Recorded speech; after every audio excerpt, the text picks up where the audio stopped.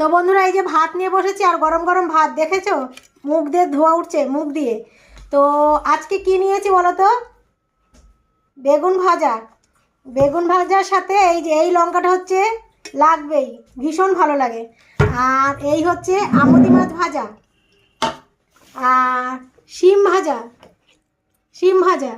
আর এটা হলো ধনেপাতা ভর্তা, রসুন আর কাঁচা লঙ্কা ভেজে তারপরে ওর মধ্যে শাকের মতন ধনেপাতাটা কুচিয়ে নাড়াচাড়া করেছি কড়াইতে, লাল লাল করে রসুনটা অবশ্যই ভেজেছি, তারপরে শিলে বেটেছি। তো এই হলো ধনেপাতা ভর্তা, এটা গরম ভাতে ভীষণ ভালো লাগে। আর এই হচ্ছে টমেটোর ডাল।